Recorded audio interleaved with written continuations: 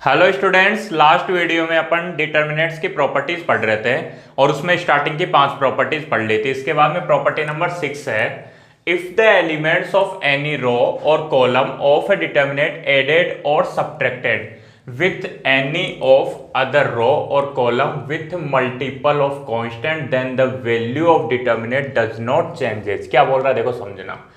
if the element of any row, ठीक है, if the element of any row, कोई भी रो के एलिमेंट ऑफ ए डिटर्मिनेट, कोई एक डिटर्मिनेट है और उस डिटर्मिनेट के कोई भी रो के साथ में कॉलम खुद ही आ जाएगा, तो कोई भी रो के एलिमेंट्स क्या करते हैं ऑफ ए डिटर्मिनेंट एडेड और सब्ट्रैक्टेड। देखो जहां एडिशन की बात होगी बेटा वहां सब्ट्रैक्शन खुद ही आ जाएगा। क्यों? क्योंकि देखो ऐड करने का मतलब जैसे 5 में 3 ऐड किया तो 5 और 3 8, और ऐसे 5 में -3 भी तो ऐड कर सकते हैं, तो 5 में से -3 हो गए तो 2। तो एडिशन और सब्ट्रैक्शन एक ही बात है, ठीक है। तो क्या बोल रहा है देखो, of a determinant added with any of other row with multiple of constant, कि कोई भी एक रो है, ठीक है, रो या कॉलम है किसी डिटर्मिनेट का, और उसके एलिमेंट्स में अपन क्या कर दें, एलिमेंट्स में अपन क्या कर दें कि कोई भी दूसरी रो अदर रो को किसी कांस्टेंट से मल्टीप्लाई करके ऐड कर दें, देन द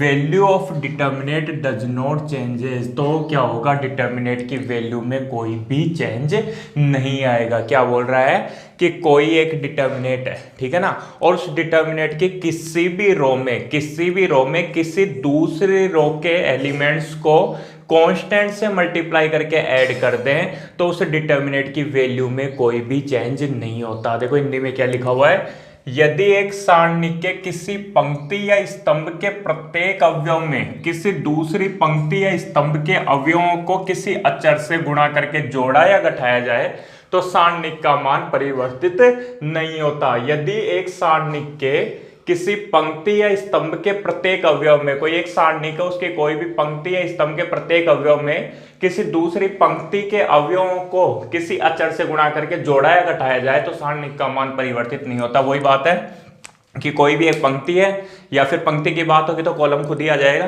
तो कोई भी पंक्ति है उसमें कोई दूसरी पंक्ति मतलब समझ गए ना, रो, तो कोई दूसरी रो के एलिमेंट्स को किसी कांस्टेंट मतलब लिखा हुआ है ना अचर से गुणा करके जोड़ा या घटाया जाए, कांस्टेंट से मल्टीप्लाई करके एडिशन या सब्ट्रैक्शन करें तो सारणिक का मान परिवर्तित नहीं होता। तो सारणिक की जो वैल्यू होगी, डिटर्मिनेंट की जो वैल्यू होगी वो चेंज नहीं होगी। ये तुम्हारे को प्रॉपर्टी यार पहले से पता है, मैंने बताया था तुम्हारे को, वहां भी प्रॉपर्टी नंबर 6 ही बताई थी तुम्हारे को। देखो क्या बोल रहा है, ये बोल रहा है कि जैसे मान लो कोई एक डिटर्मिनेंट है डेल, और डेल है A1 B1 C1 A2 B2 C2, बहुत इंपॉर्टेंट है, ध्यान रखना ये A3 B3 और C3। क्लियर मेरी बात? ये कोई डिटर्मिनेंट डेल है।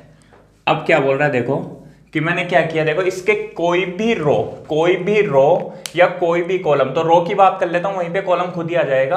तो कोई भी रो में किसी दूसरी रो के एलिमेंट्स को कांस्टेंट से मल्टीप्लाई करके ऐड कर दे तो डिटर्मिनेंट की वैल्यू में कोई चेंज नहीं होता। या किसी भी कॉलम में किसी दूसरे कॉलम के एलिमेंट्स को किसी कांस्टेंट से मल्टीप्लाई करके ऐड कर दे, ऐड का मतलब एडिशन सब्ट्रैक्शन दोनों को आ गए, ठीक है, ऐड कर दे तो डिटर्मिनेंट की वैल्यू में कोई चेंज नहीं होता। कहने का मतलब समझो कि मैंने क्या किया, जैसे मान लो मैंने इस कॉलम में, ठीक है ना, ये जो फर्स्ट कॉलम है, इस कॉलम में ये जो थर्ड कॉलम के एलिमेंट्स को के से मल्टीप्लाई करके ऐड कर दिया, ठीक है। क्या कर रहा हूं मैं कि इस फर्स्ट कॉलम में इस थर्ड कॉलम के एलिमेंट्स को के का मतलब कांस्टेंट से मल्टीप्लाई करके ऐड कर रहा हूं, तो देखते हैं कि डिटर्मिनेंट की नई वैल्यू क्या आती है। तो देखो वो जो नई डिटर्मिनेंट आएगी उसको मैं मान लेता हूं डेल 1, ठीक है। और मैं डेल 1 कैसे निकाल रहा हूं कि जो डेल है ना, डेल उसमें जो फर्स्ट कॉलम है, ध्यान से देखना कैसे लिख रहा हूं, फर्स्ट कॉलम में चेंज कर रहा हूं। किस में चेंज कर रहा हूं? फर्स्ट कॉलम में, इसको चेंज कर रहा हूं। और इसमें क्या चेंज कर रहा हूं कि फर्स्ट कॉलम में ऐड कर रहा हूं क्या, के से मल्टीप्लाई करके थर्ड कॉलम को, क्या कर रहा हूं मैं, फर्स्ट कॉलम में चेंज कर रहा हूं, ये फर्स्ट कॉलम है, इसमें ऐड करूंगा क्या, इसको के से मल्टीप्लाई करके। ये कौन सा कॉलम है, थर्ड कॉलम है ना, ये फर्स्ट, ये सेकंड और ये थर्ड, तो थर्ड कॉलम के एलिमेंट्स को के से मल्टीप्लाई करके इसमें ऐड कर रहा हूं। देखते हैं क्या आएगा। देखो किस में चेंज कर रहे हैं अपन, फर्स्ट कॉलम में। क्या चेंज कर रहे हैं, इनको के से मल्टीप्लाई करके ऐड कर रहे हैं। तो देखो फर्स्ट कॉलम ये A1 है, अब A1 में क्या ऐड कर रहा हूं मैं, इसको के से मल्टीप्लाई करके। तो C1 को के से मल्टीप्लाई करोगे तो के इंटू C1 आएगा। ऐसे देखो A2, तो A2 plus k into C2, अरे के से मल्टीप्लाई करोगे तो के C2 और उसको ऐड कर रहा हूँ, के से मल्टीप्लाई करोगे तो के C3 और उसको A3 में ऐड करेंगे, तो A3 plus k into C3 हो गया। फिर क्या बचा हुआ, इन दोनों में तो कोई चेंज किया ही नहीं ना, तो ये ऐसे कैसे B1 B2 B3, B1 B2 B3 और ये C1 C2 C3, ऐसे मत करते ना कहीं इसको कैसे मल्टीप्लाई करके लिखो के C1 के C2 के C3। मैं क्या बोल रहा हूँ, मैं इसमें चेंज नहीं कर रहा, मैं कॉलम थर्ड में कोई चेंज नहीं कर रहा, मैं कॉलम सेकंड में कोई चेंज नहीं कर रहा, मैं केवल कॉलम फर्स्ट में चेंज कर रहा हूँ। क्या चेंज कर रहा हूँ कि कॉलम फर्स्ट में ऐड कर रहा हूँ कॉलम थर्ड को के से मल्टीप्लाई करके। ये जो लिखा हुआ है ना, ये जो कॉलम थर्ड है अपना, इसके एलिमेंट्स को के से मल्टीप्लाई करके इसमें ऐड कर रहा हूँ। तो देखो इसको के से मल्टीप्लाई करो, के इंटू C1 इसमें ऐड करो, तो A1 plus k into C1, A2 plus k into C2 और A3 plus k into C3। अब ये जो अपना प्रॉपर्टी है वो क्या बोल रही है, वो ये बोल रही है कि डिटर्मिनेंट के किसी भी रो या किसी भी कॉलम में किसी दूसरे कॉलम को कांस्टेंट से मल्टीप्लाई करके ऐड कर दें तो इन दोनों की वैल्यू में कोई चेंज नहीं आता। मतलब जो इसका आंसर होगा वो ही इसका आंसर होगा। क्या वाकई में ऐसा है क्या? तो एक बार देखते हैं इसके अकॉर्डिंग क्या कि डेल वन और डेल की वैल्यू सेम रहेगी। क्यों? क्योंकि डेल वन अपन कैसे निकाल रहे हैं, इसको कैसे मल्टीप्लाई करके इसमें ऐड कर रहे हैं, तो क्या होता है सारणिक के मान में परिवर्तन नहीं होता, डिटर्मिनेंट डज नॉट चेंजेस।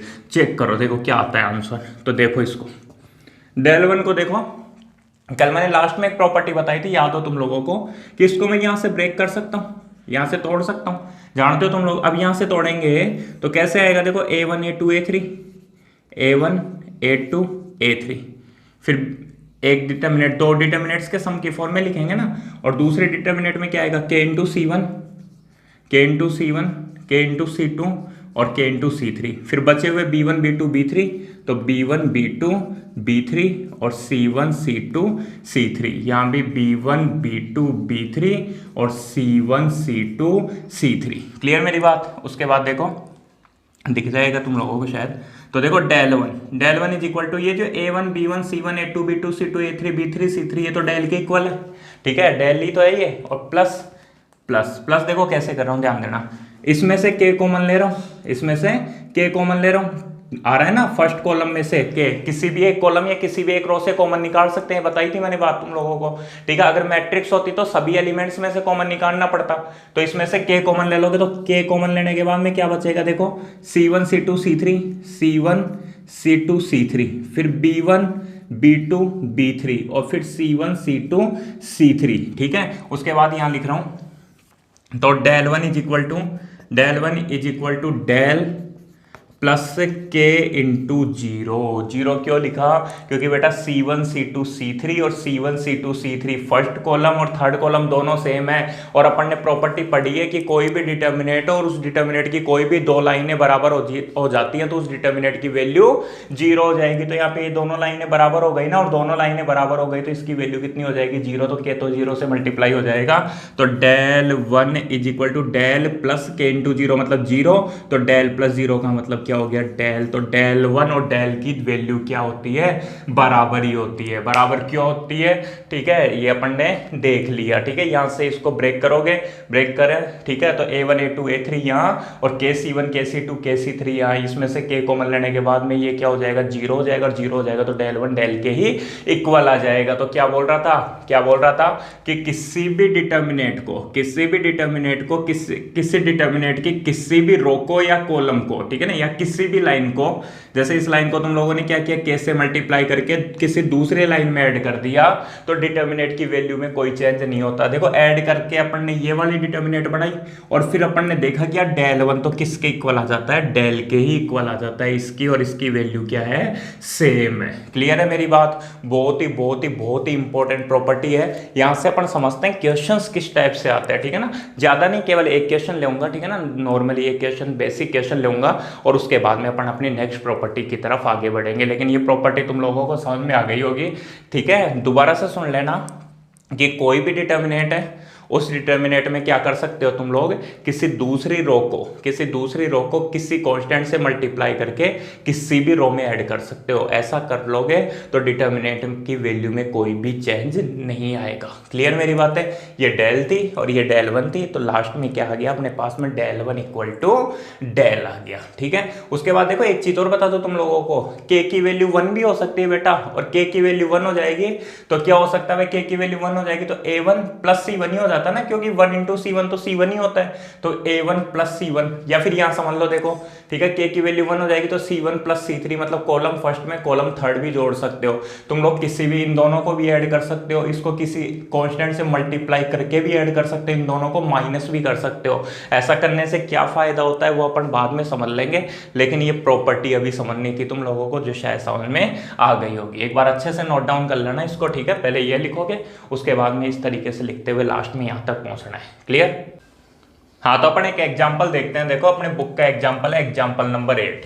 इसमें क्या है कि एक डिटर्मिनेंट गिवन है, डिटर्मिनेंट है 4916 3974 1021, और इस डिटर्मिनेंट को अपने को सोल्व करना है विदाउट एक्सपेंशन, ठीक है ना, बिना इसको एक्सपेंड किए सोल्व करना है, ठीक है। एक्सपेंड तो कैसे कर सकते थे, आप 49 लेते, ये कैंसिल हो जाता, फिर वहां में इस तरीके से सोल्व कर सकते थे आराम से, लेकिन क्या करना है अपने को, एक्सपेंड नहीं करना और फिर सोल्व करना है। तो देखो पहला एग्जांपल करवा रहा हूं जो अपने बुक का है, तो समझने की कोशिश करना, ठीक है। देखो क्या हो रहा है, देखो समझ रहे हो कि यार अगर इसको अपन 8 से मल्टीप्लाई कर रहे हैं, ठीक है, 8 से मल्टीप्लाई करें, अभी तुम्हारे को समझ में आ जाएगा जब क्वेश्चन पूरा करवाऊंगा, बाकी धीरे धीरे तुम्हारे खुद के माइंड में भी ये सारी बातें आने लग जाएंगी। तो देखो अगर इसको मैं 8 से मल्टीप्लाई करके इसमें ऐड कर दूं, सुनना ध्यान से, इस कॉलम थर्ड को अगर 8 से मल्टीप्लाई करके इसमें ऐड कर दूं तो देखो क्या हो रहा है, देखो 8 से मल्टीप्लाई करोगे तो 8 6 या 48, और 48 को 1 में ऐड करोगे तो 49 यहां भी 49 हो जाएगा। ऐसे इसको 8 से मल्टीप्लाई करोगे तो कितना, 32 में 7 ऐड करोगे तो 39, और इसको 8 से मल्टीप्लाई करने पर 8 + 2 करोगे तो 10, मतलब यहाँ 49 39 10 है, यहाँ भी 49 39 और 10 हो जाएगा। कब हो जाएगा, अगर इसमें इस कॉलम में इसको 8 से मल्टीप्लाई करके अपन ऐड कर दें, और बिल्कुल कर सकते हैं, क्यों, क्योंकि अपन ने प्रॉपर्टी नंबर 6 में पढ़ा है कि किसी भी रो या किसी भी कॉलम को किसी कांस्टेंट से मल्टीप्लाई करके किसी दूसरे कॉलम में ऐड करने पर डिटर्मिनेंट की वैल्यू में कोई चेंज नहीं आता। तो मैं क्या कर रहा हूं, कॉलम थर्ड को किसी कांस्टेंट 8 से मल्टीप्लाई करके कॉलम सेकंड में ऐड कर रहा हूं, तो डिटर्मिनेंट की वैल्यू में कोई चेंज नहीं आएगा। इसका मतलब मैं इसको ऐसे कर सकता हूं। क्लियर? तो देखो क्या कर रहा हूं मैं चेंज कर रहा हूं बेटा कॉलम सेकंड में, ठीक है। और कॉलम सेकंड में क्या चेंज कर रहा हूं, इसको लिखने के तरीके समझ जाओ कि कॉलम सेकंड में मैं ऐड कर रहा हूं, क्या ऐड कर रहा हूं, 8 से मल्टीप्लाई करके कॉलम थर्ड को, ठीक है ना, 8 से मल्टीप्लाई करके कॉलम थर्ड के एलिमेंट्स को ऐड कर रहा हूं। तो देखो डेल क्या होगा, del equal to, column first में कोई चेंज थोड़ी कर रहे हो, कोई चेंज नहीं हो रहा, तो 49 39 और 10, ये column first as it is. ऐसे ये कॉलम थर्ड में भी कोई चेंज नहीं किया, तो ये 6 4 और 1, चेंज किस में हो रहा है, केवल कॉलम सेकंड में चेंज हो रहा है। कॉलम सेकंड में क्या चेंज हो रहा है, देखो कॉलम सेकंड का एलिमेंट है जैसे 1 में ऐड कर रहा हूं क्या, 8 इंटू C3, तो 8 इंटू C3 का मतलब कॉलम थर्ड का एलिमेंट 6 है, इसको 8 से मल्टीप्लाई करके, तो 8 को 6 से मल्टीप्लाई करके ऐड करोगे तो 48, 8 6 या 48 और 1 + 48 कितना हो गया, 49। क्लियर? इसको 8 से मल्टीप्लाई करोगे तो 8 4 या 32 को 7 में ऐड करोगे तो 39, ठीक है। इसको 8 से मल्टीप्लाई करोगे 1 को, तो 1 इंटू 8 क्या होता है, 8 को 2 में ऐड करोगे तो 10 हो गया। क्लियर मेरी बात? मैंने क्या किया यहाँ पे, समझ में आई होगी मेरी बात, कि ये जो कॉलम था अपना, ये जो कॉलम थर्ड था, इस कॉलम थर्ड के एलिमेंट्स को 8 से मल्टीप्लाई करके इसमें ऐड कर रहा हूं, तो 8 6 जा 48 प्लस 1 49, 8 4 जा 32 प्लस 7 39 और 8 1 जा 8 प्लस 2 इज इक्वल टू 10। अब क्या हुआ देखो, कॉलम फर्स्ट और कॉलम सेकंड दोनों बराबर है, ठीक है, कॉलम फर्स्ट और कॉलम सेकंड बराबर है, और अगर ऐसा है तो डेल की वैल्यू किसके इक्वल हो जाएगी, 0 के इक्वल हो जाएगी। अगर इसको डायरेक्टली एक्सपेंड करते तो भी आंसर 0 आता, या फिर इस तरीके से सोल्व करोगे तो भी आंसर कितना आएगा, 0 आएगा। बस धीरे धीरे कुछ एक एग्जाम्पल समझते जाओ, जैसे जैसे अपने एग्जाम्पल्स बढ़ते जाएंगे, ठीक है ना। अभी एक दो एग्जाम्पल्स किए अपन ने, जैसे जैसे एग्जाम्पल्स बढ़ते जाएंगे, मतलब अपन बहुत सारे एग्जाम्पल्स कर लेंगे, 5-7 एग्जाम्पल्स कर लेंगे, उसके बाद में तुम्हारे माइंड में ये सारी बातें खुद ब खुद आने लग जाएंगी, ठीक है, कि यार अपने को क्या करना है। अभी तो सिखाऊंगा तुम लोगों को, खुद को सिखाऊंगा कि अपना माइंड किस तरीके से चलाना है ऐसे क्वेश्चन सोल्व करने के लिए। तो अभी तो मैं केवल इतना सा बता रहा हूं कि ये प्रॉपर्टीज किस तरीके से काम में आती है। अभी तुम्हारा काम है इस पे ज्यादा ध्यान नहीं देते हुए केवल प्रॉपर्टीज को अपने माइंड में सेट करना कि प्रॉपर्टीज क्या है। क्लियर मेरी बात, ठीक है। अब उसके बाद में देखते हैं अपनी नेक्स्ट प्रॉपर्टी। इसके बाद में अपनी प्रॉपर्टी है प्रॉपर्टी नंबर 7।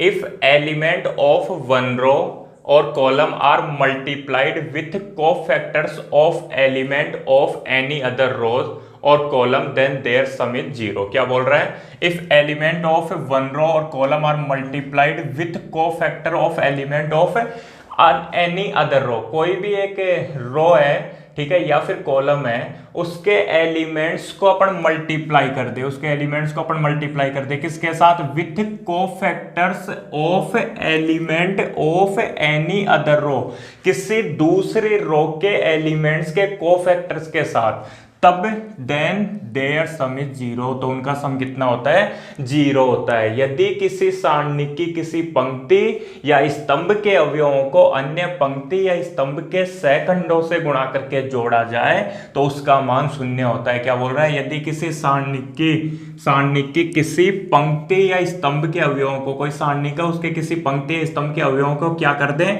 अन्य पंक्ति या स्तंभ के सहखंडों से गुणा करके जोड़ दें, ठीक है ना, किसी अन्य पंक्ति के सहखंडों से गुणा करके जोड़ दे तो उसका मान कितना होता है, 0 होता है। क्या बोल रहा है, ये देखो, ये बेटा प्रॉपर्टीज तुम लोगों को अच्छे से पहले, मतलब जैसे स्टेटमेंट लिखता हूंगा वैसे ही समझ में आ जाती होंगी अगर तुम लोगों ने सबसे पहली वाली जो वीडियो थी ना, जो मैंने रफली तुम लोगों को समझाए थे ये प्रॉपर्टीज, अगर वो वीडियो देख रखी है तो देखो क्या बोल रहा है, ये समझो। देखो जैसे मान लो डेल है, डेल का मतलब कोई डिटर्मिनेट है, और डिटर्मिनेट्स के एलिमेंट्स है a11 a12 a13 a21 a22 a23 और a31 a32 और a33। तो क्या स्टेटमेंट है कि किसी भी रो के एलिमेंट्स को, जैसे ये R1 है, ठीक है, रो या कॉलम, ठीक है, तो किसी भी रो के एलिमेंट्स को किसी दूसरी रो, जैसे R2 है, ठीक है, तो इस R2 के कोफैक्टर्स, R2 के जो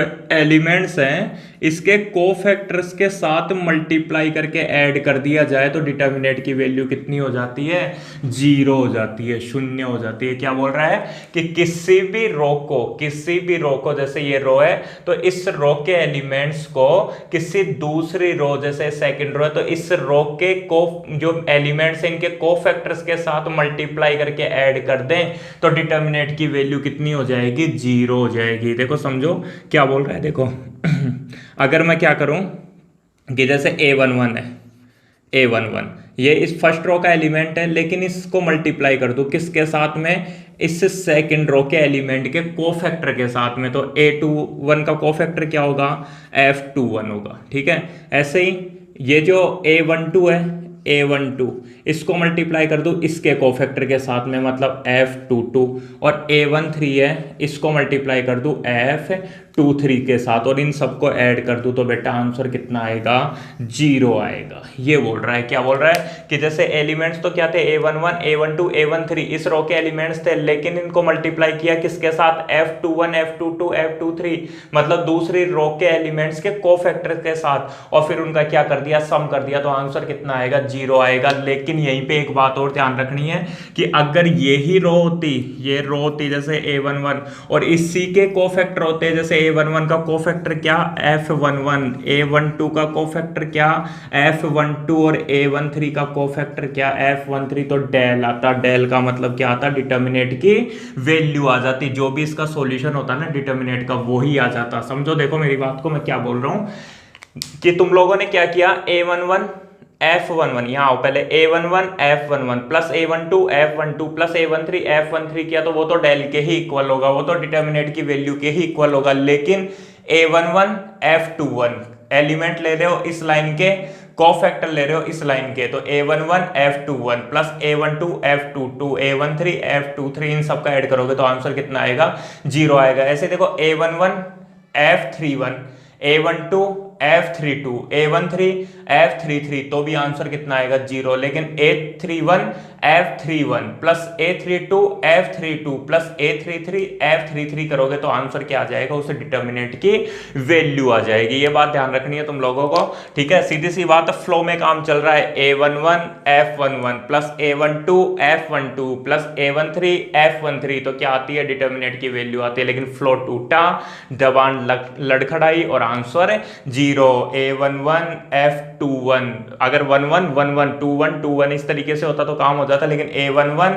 F21 प्लस A12 F22 या 12 या 22 प्लस A13 F23, तो आंसर कितना आएगा, 0 आएगा। चाहो तो चेक कर सकते हो यार, जैसे एग्जांपल ले लेता हूं, एक डेल है 1 2 3 0 1 2 1 2 1, ये डेल है, ठीक है। अब चेक करते हैं, देखो तुम लोगों ने A11 की वैल्यू तो 1 है, A12 की वैल्यू 2 है और A13 की वैल्यू 3 है, और A13 की वैल्यू 3 है।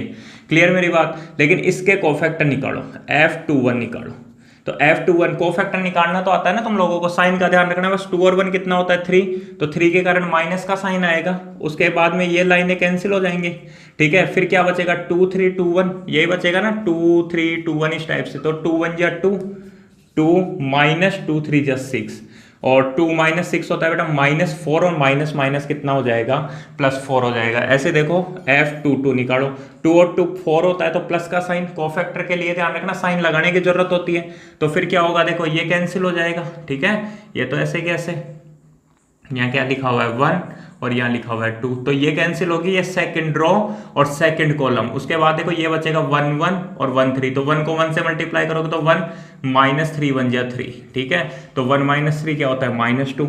और ऐसे ही F23 निकालो, F23 के अंदर सेकंड रो और थर्ड कॉलम गायब होगा, सेकंड रो थर्ड कॉलम, तो क्या बचेगा 1 2 1 2, तो 1 2 या 2 -2 1 या 2 2 -2 0। क्लियर। तो अब निकालते हैं, देखो अब मैं निकाल रहा हूँ A11 F11 प्लस वो sorry A11 F21 A12 F22 A13 F23 की वैल्यू, इसकी वैल्यू निकालो। तो A11 ये तो 1 इंटू F21 का मतलब 4, तो 1 इंटू 4 प्लस A12 का मतलब 2, समझ रहे हो ना। इसके एलिमेंट्स को इसके कोफैक्टर से मल्टीप्लाई कर रहा हूं, ये एलिमेंट 1 0 का कोफैक्टर 4, ठीक है। इसका एलिमेंट 2 और 1 का कोफैक्टर कितना आया, -2, ठीक है। और इस ये 3 और 3 को मल्टीप्लाई करूंगा F23 का मतलब 0 से। तो देखो आंसर 1 इंटू 4 4 -4 प्लस 0, 4 -4 क्या होता है, 0 होता है। आंसर कितना आ गया, 0 आ गया। लेकिन इसको इसी के कोफैक्टर से मल्टीप्लाई कर देते तो डिटर्मिनेंट की वैल्यू आ जाती, जो अपन ने एक्सरसाइज 4.1 में भी पढ़ा है। चाहो तो ऐसे भी कर सकते हैं यार, A11 F21 इसके कोफैक्टर को इससे मल्टीप्लाई करके चेक कर लो चाहो तो, ठीक है। ये क्या है, ये थर्ड रो है, ठीक है। 3 1 3 2 3 3 निकाल लो चाहे, ठीक है। इसको क्या बोलोगे, 3 1, A31 को मल्टीप्लाई करो F21 से, प्लस A32 को मल्टीप्लाई करो F22 से, प्लस राइटिंग समझ पा रहे हो गए, ठीक है ना। A33 को मल्टीप्लाई करो F23 से, मतलब इसके एलिमेंट्स को इसके कोफैक्टर से मल्टीप्लाई करो, तो ये एलिमेंट क्या 1 और 1 को इसका 0 का कोफैक्टर क्या था 4, ठीक है। प्लस 2 और 2 को मल्टीप्लाई करो इसके सेकंड वाले के कोफैक्टर -2 से, प्लस 3 का मतलब 1 और 1, ये तो जीरो है ही ना यार, ये तो जीरो है, तो वही 4 - 4 इज इक्वल टू, फिर से आंसर कितना, जीरो। कहने का मतलब किसी भी रो के एलिमेंट्स को किसी दूसरी रो के एलिमेंट्स के कोफैक्टर्स, ठीक है ना, एलिमेंट्स से नहीं, एलिमेंट्स के कोफैक्टर्स से मल्टीप्लाई करके अगर एडिशन कर दे, ऐड कर दे, तो आंसर कितना आता है, जीरो आता है। लेकिन किसी भी रो के एलिमेंट्स को, किसी रो के एलिमेंट्स को उसी रो के एलिमेंट्स के कोफैक्टर्स के साथ में मल्टीप्लाई करके ऐड कर दे, तो आंसर क्या आता है, डेल आता है। डेल का मतलब डिटर्मिनेंट की जो वास्तव में वैल्यू होती है वही आता है, ठीक है। क्लियर मेरी बात? तो ये प्रॉपर्टी तुम लोगों को समझ में आ गई होगी, वो फ्लो के अंदर काम चलेगा, तो डेल और फ्लो टूटा तो आंसर जीरो। क्लियर? ठीक है, तो ये अपनी प्रॉपर्टी नंबर 7 कंप्लीट हो गई। इसके बाद में अपनी प्रॉपर्टी है property number 8, if the element of any row or column of a determinant are zeros then the value of determinant is zero। Simple सी प्रॉपर्टी है कि कोई भी रो या कॉलम के, ठीक है ना, कोई भी रो या कॉलम के जो एलिमेंट हैं, ठीक है, वो क्या हो, वो जीरो, जितने भी एलिमेंट है वो क्या हो जाए, जीरो हो जाए, तो वैल्यू ऑफ डिटर्मिनेंट क्या हो जाएगी, जीरो हो जाएगी। यदि किसी सारणिक के किसी पंक्ति या स्तंभ के सभी अवयव शून्य हो तो सारणिक का मान क्या होता है, शून्य होता है। देखो एग्जाम्पल के लिए, जैसे मान लो कोई भी डिटर्मिनेंट है डेल A1 A2 A3, मान लो ये सेकंड रो के एलिमेंट्स क्या आ गए, 0 0 0, और फिर B1 B2 B3, तो इस कंडीशन में डेल की वैल्यू कितनी हो जाएगी, जीरो हो जाएगी। देखते ही पता लग रहा है यार, क्यों, क्योंकि सेकंड रो के सभी एलिमेंट जीरो हैं, और अगर सेकंड रो के सभी एलिमेंट जीरो हो जाए तो डेल की वैल्यू कितनी हो जाएगी, जीरो। क्यों? क्योंकि मैंने एक बात बताई थी कि यार उस रो या उस कॉलम के अलोंग एक्सपेंड करो जिसमें सबसे ज्यादा जीरो, और मान लो सारी की सारी जीरो है, तो उस डिटर्मिनेंट की वैल्यू ही कितनी हो जाएगी, जीरो हो जाएगी। ठीक है ना, बहुत ही सिंपल प्रॉपर्टी है, कोई प्रॉब्लम इसमें तुम लोगों को नहीं आने वाली। एक बात बताऊं तुम लोगों को, प्रॉपर्टीज को रटने मत लग जाना।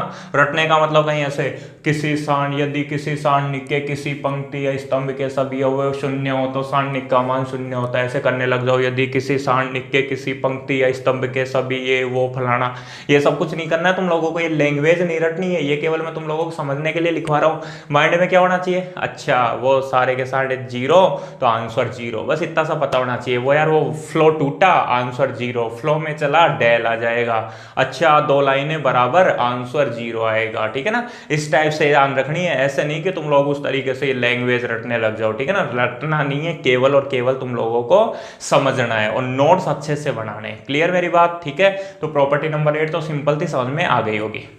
प्रॉपर्टी नंबर 9 है, in a triangular matrix the value of determinant is the product of the element of the diagonal. क्या बोल रहा है, कोई भी एक ट्रायंगुलर मैट्रिक्स है, तो ट्रायंगुलर मैट्रिक्स की जो वैल्यू होती है, ठीक है ना, ट्रायंगुलर मैट्रिक्स के जो डिटर्मिनेंट की वैल्यू होती है, कोई भी ट्रायंगुलर मैट्रिक्स है तो उसके जो डिटर्मिनेंट की वैल्यू होती है वो क्या होती है, is the product of the element of the diagonal. वो जो उसके डायगोनल एलिमेंट्स होते हैं उनका गुणा ही होती है। ठीक है, किसी त्रिभुजाकार सारणिक का मान, इसको ऐसे लिखना, देखो किसी त्रिभुजाकार अवयव के सारणिक का मान उसके विकर्ण के अवयवों का गुणन होती है। ठीक है ना, सिंपल सी प्रॉपर्टी है। देखो जैसे मान लो डेल है, कोई भी एक ट्रायंगुलर मैट्रिक्स है, कोई भी ट्रायंगुलर मैट्रिक्स, जैसे A1 A2 A3, 0 B1 B2, 0 0 C1। ठीक है, ये ट्रायंगुलर मैट्रिक्स है, क्यों, क्योंकि ये डायगोनल है और डायगोनल के ऊपर के सारे एलिमेंट्स तो नॉन जीरो है, ये क्या है, जीरो है। ठीक है, तो किधर की तरफ बनेगा, ट्रायंगल किधर बनेगा, ऊपर की तरफ।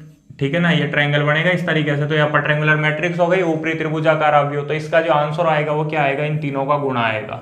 इन तीनों का गुणा कैसे, डेल इज इक्वल टू आएगा, देखो A1 B1 C1। कैसे समझना, देखो इसको, देखो समझो कि मान लो यार एक्सपेंड करोगे तो किसके अलोंग एक्सपेंड करें, इसके अलोंग एक्सपेंड कर दें, ऑन एक्सपेंडिंग अलोंग C1।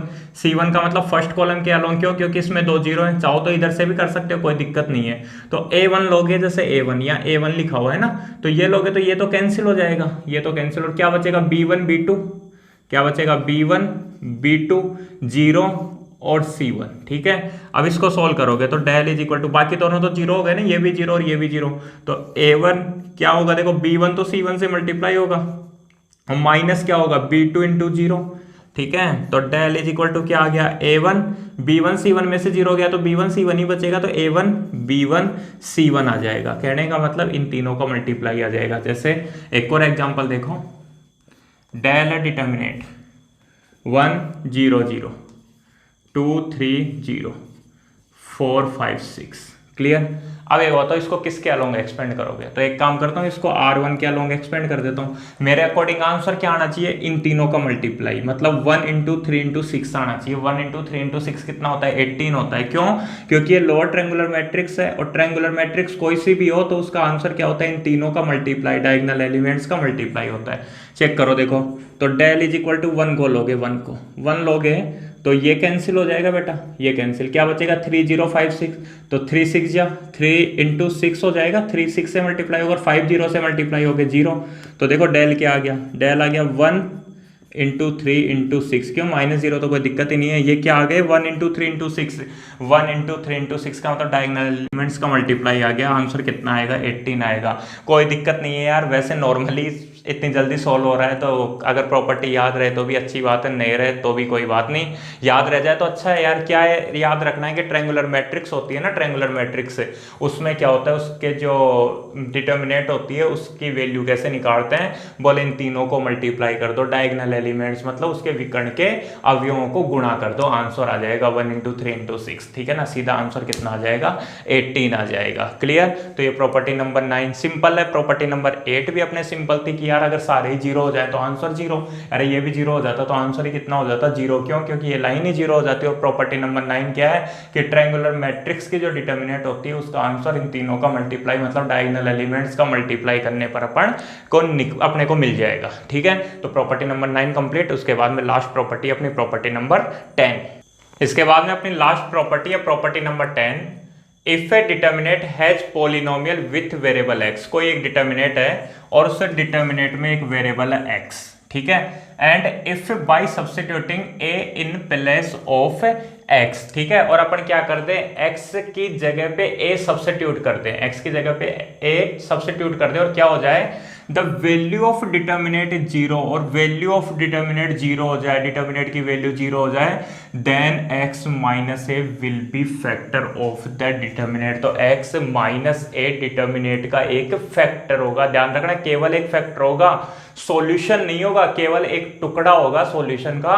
क्या होगा, x माइनस ए। क्या बोल रहा है कि कोई भी एक डिटर्मिनेंट है और डिटर्मिनेंट में वेरिएबल है x, और उस x की जगह अपन a रख दें, x की जगह a रख दें, और x की जगह a रखने पर डिटर्मिनेंट की वैल्यू 0 हो जाती है, तो x माइनस a उसका एक फैक्टर होगा। हिंदी में भी यही बात लिखी हुई है, यदि किसी सारणिक में x के बहुपद हो और x के स्थान पर a रखने पर सारणिक का मान 0 हो जाए, तो x माइनस a सारणिक के मान का क्या होता है, कि गुणनखंड होता है। एग्जाम्पल देखो, जैसे मान लो डेल है 1x और x स्क्वायर, ये x है, ठीक है। फिर लिखा हुआ है 1a स्क्वायर, 1b और b स्क्वायर, क्लियर, ठीक है। तो अब देखो इसमें on putting x is equal to a, x की जगह a रखा मैंने। अब x की जगह a रखने पर ध्यान देना बेटा, इधर क्या होगा कि 1 x की जगह a और a स्क्वायर, तो 1a और a स्क्वायर हो जाएगा, ठीक है। 1a और a स्क्वायर, तो ये भी 1a और a स्क्वायर, और ये भी 1a और a स्क्वायर। देखो यहाँ तो 1a और a स्क्वायर ऑलरेडी था, और x की जगह a रखने पर 1a और a स्क्वायर, तो दो लाइनें बराबर हो गई ना, और दो लाइनें बराबर हो गई तो डिटर्मिनेंट की वैल्यू कितनी हो जाएगी, 0 हो जाएगी। Then del is equal to 0, del की वैल्यू 0 हो जाएगी। क्यों, क्योंकि फर्स्ट रो और सेकंड रो बराबर हो जाएंगी, क्लियर मेरी बात। तब मैं क्या बोल सकता हूं, therefore x minus a is factor of del. तो डेल का जो एक फैक्टर होगा वो क्या होगा, x माइनस ए डेल का एक गुणनखंड है। x is equal to a रखने पर डिटर्मिनेंट की वैल्यू 0 हो रही है, तो x माइनस ए उसका एक फैक्टर होगा। फिर से बोल रहा हूं, वैल्यू नहीं होगी, केवल एक फैक्टर होगा, और फैक्टर का मतलब एक टुकड़ा होगा। और भी बहुत सारे टुकड़े आ सकते हैं, लेकिन एक टुकड़ा क्या होगा, x माइनस ए होगा। ऐसे देखो, on putting x is equal to b, x की जगह b रखो, देखो x की जगह b रखोगे तो एक बार तो 1b और b स्क्वायर यहाँ है, और x की जगह b रखो तो 1b और b स्क्वायर, ठीक है। तो फिर ये दोनों बराबर और ये दोनों बराबर, तो क्या हो जाएगा, then del is equal to 0, x बराबर b रखने पर डेल बराबर 0। और अगर ऐसा है तो क्या, ऐसा क्यों, क्योंकि r1 is equal to r3 हो जाएगा, therefore x minus b is factor of del, x minus b भी क्या होगा, डेल का एक फैक्टर होगा। मतलब x माइनस ए भी आएगा, x माइनस बी भी आएगा, और भी सॉल्यूशन आ सकते हैं, और भी फैक्टर आ सकते हैं, लेकिन ये दोनों तो कंफर्म आएंगे ही आएंगे। तो क्या हो रहा है, क्या बोल रहा था ये कि x की जगह a रखा, आंसर 0 आ गया, इसका मतलब क्या हुआ कि x माइनस ए उसका एक फैक्टर होगा। x की जगह b रखा, आंसर 0 आ गया, तो x माइनस बी भी उसका एक फैक्टर होगा। ये जो अपनी डिटर्मिनेंट की जो प्रॉपर्टी है बेटा, ये अपने कॉम्पिटिटिव लेवल पे काम में आती है, ठीक है ना। कंपटीशन लेवल के जो क्वेश्चंस आते हैं ना, वहां पे काम में आती है। अपने यहाँ तो क्या करना पड़ेगा यार, यहाँ तो अपने को सोल्व करना ही पड़ेगा, ठीक है। तो यहाँ पे इतनी इंपॉर्टेंट नहीं है, लेकिन कंपटीशन लेवल के लिए बहुत ही इंपॉर्टेंट प्रॉपर्टी है। तो इस तरीके से अपनी टोटल प्रॉपर्टी कंप्लीट हो गई है। एक बार नोट डाउन करो इसको। हाँ तो स्टूडेंट्स, अब प्रॉपर्टीज एक बार मैं रिवाइज कर देता हूं। देखो, सबसे पहली प्रॉपर्टी मैंने बताई थी कि determinant of A equal to determinant of A transpose. क्या बताया था मैंने कि कोई भी डिटर्मिनेंट है तो उसके रो और कॉलम्स को एक्सचेंज करने पर, ठीक है ना, एक्सचेंज करने पर क्या होता है, डिटर्मिनेंट की वैल्यू में कोई भी चेंज नहीं आता। अरे मेरी बात समझ में, कोई भी एक डिटर्मिनेंट है, ठीक है, और उस डिटर्मिनेंट के रो को कॉलम और कॉलम्स को अगर तुम लोग रो बना रहे हो, ठीक है, तो डिटर्मिनेंट की वैल्यू में कोई चेंज नहीं आएगा। मतलब determinant of A equal to determinant of A transpose. दूसरी जो प्रॉपर्टी मैंने बताई थी वो क्या बताई थी कि कोई भी दो रो या कोई भी दो कॉलम्स को तुम इंटरचेंज करते हो, ठीक है ना, कोई भी दो रो या कोई भी दो कॉलम्स को इंटरचेंज करते हो। जैसे मान लो R1 और R2 है, तो तुम लोगों ने R1 की जगह R2 कर दिया और R2 की जगह R1 कर दिया, तो डिटर्मिनेंट की न्यूमेरिकल वैल्यू तो वही रहती है 50, तो 50 रहती है, लेकिन उसका साइन चेंज हो जाता है। अगर प्लस का साइन है तो माइनस का, और माइनस का है तो प्लस का हो जाता है। क्लियर, ठीक है। यहाँ पे क्या होता है, इसका अगर ऐसे करोगे तो साइन विल बी चेंज, ठीक है ना, साइन चेंज हो जाएगा, यहाँ पे कोई भी फर्क नहीं पड़ता। देखो, उसके बाद में अपनी जो प्रॉपर्टी नंबर 3 है वो ये है कि कोई भी डिटर्मिनेंट है, कोई भी डिटर्मिनेंट और उसकी दो लाइनें, कोई भी दो लाइनें, चाहे वो दो कॉलम हो या दो रो, वो अगर बराबर हो जाएं, वो बराबर हो जाएं, ठीक है ना, 150 150, 135 135, 136 136 ऐसा हो जाए, तो डिटर्मिनेंट की वैल्यू क्या हो जाती है, 0 हो जाती है। डिटर्मिनेंट की वैल्यू 0 कब हो जाएगी, जब कोई भी दो लाइनें क्या हो जाएं, बराबर हो जाएं, ठीक है। उसके बाद देखो चौथे नंबर की प्रॉपर्टी कि यार मैट्रिक्स में अपन ने पढ़ा था कि मैट्रिक्स के एलिमेंट्स होते हैं, ठीक है ना, कोई भी मैट्रिक्स है और मैट्रिक्स को किसी कांस्टेंट के से मल्टीप्लाई करेंगे तो उस मैट्रिक्स के सारे एलिमेंट्स क्या हो जाएंगे, कांस्टेंट के से मल्टीप्लाई हो जाएंगे। लेकिन डिटर्मिनेंट में क्या होता है, डिटर्मिनेंट को अगर किसी कांस्टेंट के से मल्टीप्लाई करोगे तो कोई भी एक रो या कोई भी एक कॉलम ही मल्टीप्लाई होगा। ऐसे नहीं कि सारे के सारे रो और सारे के सारे कॉलम ही अपन ने क्या कर दिए, मल्टीप्लाई कर दिए, ठीक है। उसके बाद में 5वें नंबर की प्रॉपर्टी वो तोड़ फोड़ वाली प्रॉपर्टी, जैसे a1 plus b1, a2 plus b2, a3 plus b3, तो क्या कर सकते हो, इसको यहां से तोड़ सकते हो और क्या होगा, ये दो डिटर्मिनेंट के सम की फॉर्म में लिख जाएगी, ठीक है ना। इसको क्या कर सकते हैं, a1 a2 a3 तो यहाँ और b1 b2 b3 यहाँ, बाकी सारे एलिमेंट्स फिर एज इट इज आ जाएंगे, ठीक है। ये तोड़ फोड़ वाली प्रॉपर्टी समझ में आ गई। तो प्रॉपर्टी नंबर फर्स्ट क्या बताई कि determinant of a is equal to determinant of A transpose. दूसरे में क्या ध्यान रखना है, जैसे मैं बता रहा हूँ वैसे याद रखना है, ठीक है ना, लाइनें नहीं रटनी। Determinant of A equal to determinant of A transpose. दूसरा बोले कोई भी दो लाइनों को बदल दें, कोई भी दो लाइनों को इंटरचेंज कर दें तो डिटर्मिनेंट की वैल्यू में कोई फर्क नहीं होता न्यूमेरिकल वैल्यू में, लेकिन उसका साइन बदल जाता है, ठीक है, ठीक है। तीसरी जो प्रॉपर्टी मैंने बताई कि कोई भी दो लाइनें बराबर हो, कोई भी दो लाइनें बराबर हो जाए तो डिटर्मिनेंट की वैल्यू 0 होती है, ठीक है। चौथे नंबर की प्रॉपर्टी मैंने बताई कि बोले यार मैट्रिक्स को कैसे मल्टीप्लाई करेंगे तो उसके सारे एलिमेंट्स कैसे मल्टीप्लाई होते हैं, लेकिन डिटर्मिनेंट में ऐसा नहीं होता, डिटर्मिनेंट में केवल एक लाइन मल्टीप्लाई होती है। और ऐसे ही अगर अपने को कुछ कॉमन निकालना है तो मैट्रिक्स में तो सभी एलिमेंट्स में से कॉमन आता था, लेकिन डिटर्मिनेंट में केवल एक लाइन से कॉमन आ जाता है। एक लाइन का मतलब चाहे वो एक रो हो चाहे वो एक कॉलम हो, ठीक है ना। यहाँ रो और कॉलम एक ही बात है, क्यों, क्योंकि अपन रो को कॉलम्स में चेंज कर सकते हैं। उसके बाद में 5वें नंबर की प्रॉपर्टी ऐसे याद रखना है, अरे सर वो तोड़फोड़ वाली जो प्रॉपर्टी थी ना वही, ठीक है। उसके बाद में प्रॉपर्टी नंबर 6 प्रॉपर्टी नंबर 6 मैंने क्या बताई कि डिटर्मिनेट है, इससे डिटर्मिनेट की किसी भी रो या कॉलम के जो एलिमेंट है, किसी भी रो या कॉलम के एलिमेंट है, उसको किसी दूसरी रो या कॉलम के एलिमेंट्स में क्या कर सकते हैं, ऐड कर सकते हैं। मतलब इस रो के एलिमेंट्स को क्या कर सकते हो, किसी कांस्टेंट से मल्टीप्लाई करके दूसरी रो या कॉलम में ऐड कर सकते हो। अगर ऐसा करोगे तो डिटर्मिनेंट की वैल्यू में कोई चेंज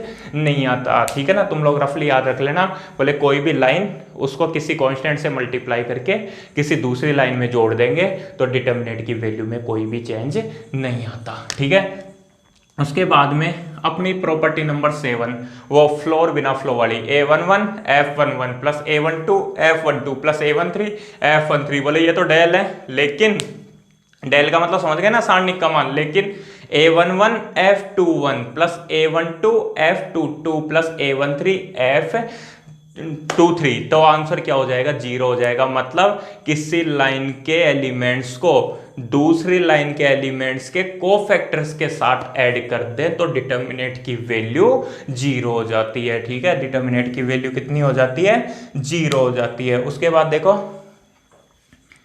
8वें नंबर की प्रॉपर्टी। 8वें नंबर की प्रॉपर्टी मैंने क्या बताई कि कोई भी डिटर्मिनेंट है, ठीक है, और उस डिटर्मिनेंट के एक लाइन के सारे एलिमेंट ही 0 हो गए। ठीक है, एक लाइन के सारे एलिमेंट ही कितने हो गए, 0 हो गए, तो उस डिटर्मिनेंट की वैल्यू ही कितनी हो जाएगी, 0 हो जाएगी। ठीक है, कोई भी एक लाइन के एलिमेंट अगर सारे के सारे एलिमेंट क्या हो जाए, 0 हो जाए, तो उस डिटर्मिनेंट की वैल्यू क्या हो जाती है, 0 हो जाती है। उसके बाद देखो 90 नंबर की प्रॉपर्टी, वो ट्रायंगुलर मैट्रिक्स वाली, क्या होता है, इनका मल्टीप्लाई होता है। ये क्या है, डायगोनल एलिमेंट्स है।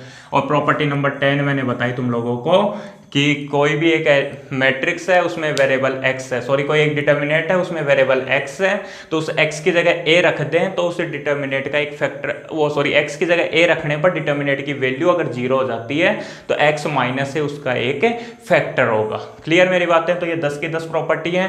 ठीक है ना, अच्छे से याद रख लेना। ये बोले determinant of a equal to determinant of a transpose, R1 को R2 की जगह, R2 को R1 की जगह करेंगे तो साइन चेंज हो जाएगा, दो लाइनें बराबर, आंसर 0 हो जाएगा। कैसे मल्टीप्लाई करने वाला, ठीक है ना, तोड़ फोड़ वाला। उसके बाद में ये क्या बताया था, इसको किसी भी कांस्टेंट से मल्टीप्लाई करके इसमें जोड़ सकते हैं। ठीक है, 7वें नंबर पे मैंने प्रॉपर्टी बताई वो कोफैक्टर वाली।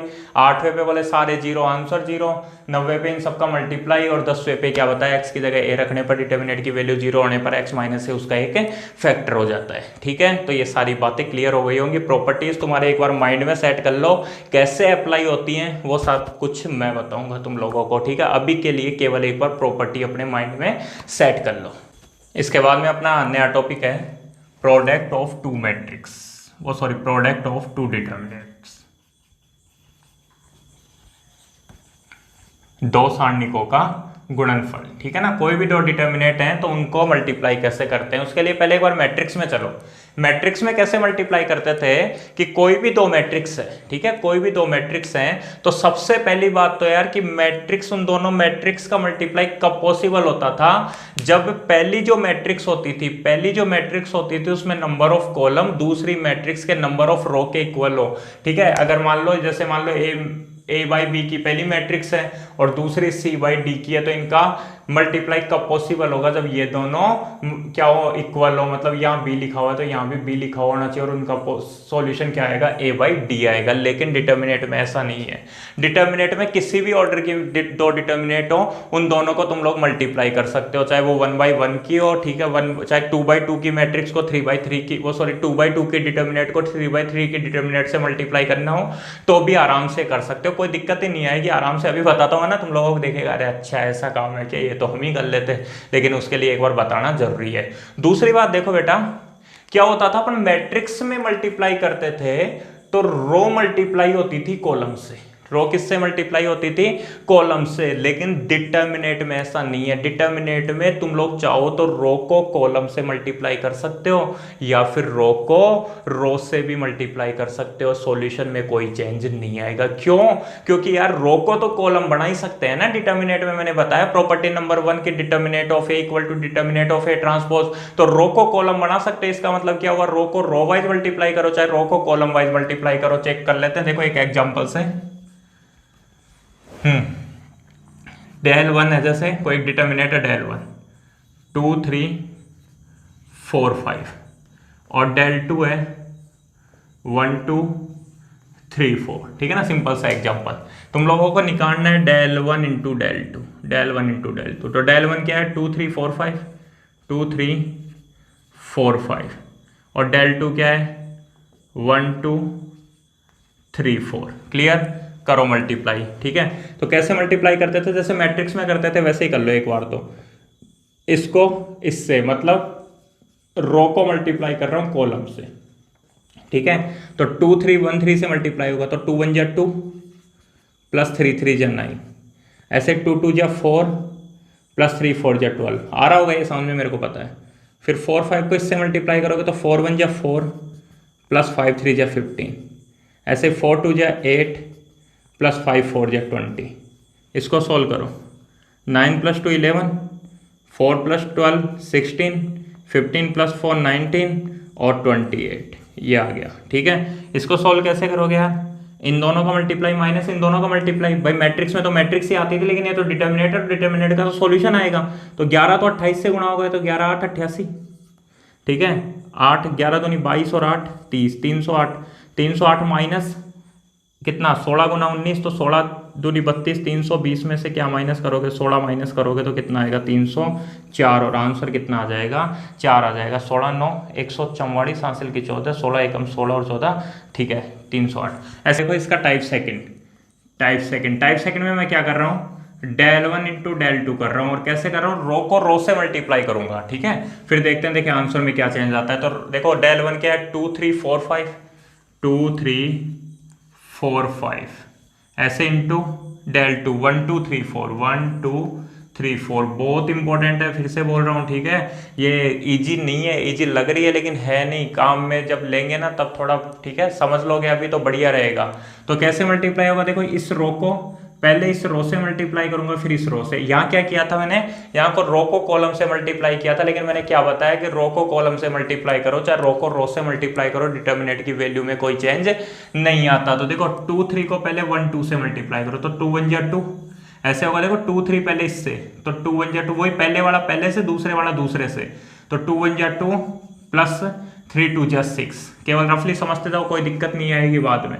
फिर 2 3 को सेकंड रो से, तो 2 3 जा 6 प्लस 3 4 जा 12 हो गया। फिर 4 5 को 1 2 से, पहले इस रो से फिर इससे, तो 4 1 जा 4 प्लस 5 2 जा 10, ऐसे ही 4 3 जा 12 और 5 4 जा 20, इस तरीके से। ठीक है ना, ये इससे से मल्टीप्लाई होगा। क्या किया मैंने, सबसे पहले इसको लिया, तो इससे पहले तो 2 1 जा 2, 3 2 जा 6, फिर 2 3 को 3 4 से किया, तो 2 3 जा 6, 3 4 जा 12, फिर 4 5 का नंबर आया, पहले इससे फिर इससे, तो 4 1 जा 4, 5 2 जा 10, 4 3 जा 12, 5 4 जा 20। तो देखते हैं आंसर क्या आता है। 8 18, 4 प्लस 10 14, ये हो जाएगा 32। करो माइनस वगैरह।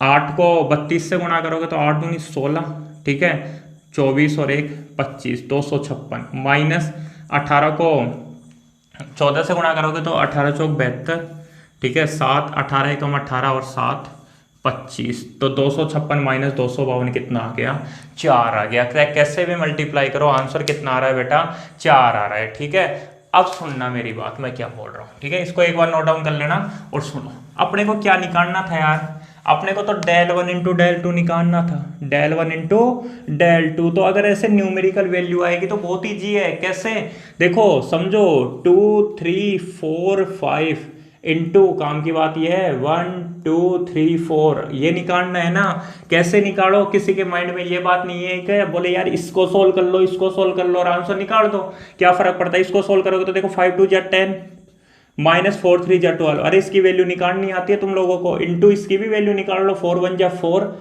माइनस 3 2 जा 6, देखो 10 माइनस 12 माइनस 2 और 4 माइनस 6 माइनस 2 इंटू माइनस 2 कितना हो गया, प्लस का 4 हो गया, आंसर आ गया। ठीक है, कोई दिक्कत ही नहीं है, दोनों को सोल्व करके आंसर निकाल लो। ऐसे ही देखो, जैसे मान लो, समझना मेरी बात, तुम्हारे को दो अलग अलग क्या दे दे, दो अलग अलग ऑर्डर की डिटर्मिनेंट दे दे। जैसे डेल 1 दे दिया 1 5 2 3 और डेल 2 दे दिया, डेल 2 कितनी 1 2 3 1 1 2 1 1 3, ये दे दिया, ठीक है, डेल वन और डेल टू, और पूछ ले बोले del one into del two निकालो, तो क्या करो ऐसे देखो यार, यहाँ पे ऑर्डर अलग अलग है, कोई दिक्कत नहीं है, तुम लोग डेल वन की वैल्यू निकाल लो, डेल टू की वैल्यू निकाल लो और आंसर निकाल दो। कैसे निकालोगे, देखो डेल वन निकालते हैं, बोले डेल वन क्या आएगा, डेल वन कैसे आएगा, देखो 3 1 जा 3 माइनस 5 2 जा 10 इज इक्वल टू -7। ऐसे डेल टू निकालो, डेल टू निकालना आता होगा, इसको सोल्व कर लो। सबसे पहले वन को लिया, वन लोगे तो ये कैंसिल, 1 3 जा 3 -2 2 1 जा 2, फिर -2 लेना, ये कैंसिल, 1 को 3 से मल्टीप्लाई करने पर 3 -2, और उसके बाद +3 लोगे तो क्या आएगा, 1 1 जा 1 -1 1 जा 1, तो del two is equal to 3 -2 होता है 1, और 1 को 1 से मल्टीप्लाई करने पर 1, 3 -2 1, और 1 को 2 से मल्टीप्लाई करने पर -2, और ये तो 0 है क्योंकि 1 - 1 कितना होता है 0, और del two is equal to कितना आ गया, -1 आ गया। तो del one into del two, del one की वैल्यू -7, डेल टू की वैल्यू -1, आंसर कितना आ जाएगा, +7 आ जाएगा। ये del one into del two आ गया। तो क्या करना है, दोनों को एक्सपेंड कर देना केवल, ठीक है ना, क्या कर देना, केवल दोनों को एक्सपेंड कर देना, आंसर आ जाएगा। तो इस तरीके से सोल्व करना है अपने को, है ना, ज्यादा दिमाग नहीं लगाना है, रो को रो से मल्टीप्लाई, रो को कॉलम से मल्टीप्लाई। लेकिन ये बात याद जरूर रख लेना, क्यों, क्योंकि कुछ एक क्वेश्चंस आएंगे जिसमें अपने को जरूरत पड़ेगी कि कोई भी डिटर्मिनेट है तो उसमें अपन रो को रो से भी मल्टीप्लाई कर सकते हैं और रो को कॉलम से भी मल्टीप्लाई कर सकते हैं। इतना सा याद रख लेना, और बाकी इस तरीके से क्वेश्चन आए तो इस तरीके से अपन सोल्व कर देंगे, इसकी वैल्यू निकाल के इसकी वैल्यू निकाल के दोनों को मल्टीप्लाई कर देंगे तो अपना आंसर आ जाएगा। तो बेटा इस तरीके से अपने चैप्टर नंबर 4 डिटर्मिनेट की थ्योरी पूरी कंप्लीट हो चुकी है। कल अपन कुछ एक एग्जांपल्स पहले करेंगे क्योंकि बहुत जरूरी है एग्जांपल करना, और उसके बाद में अपन अपनी एक्सरसाइज 4.2 की तरफ आगे बढ़ेंगे। जय हिंद, जय भारत।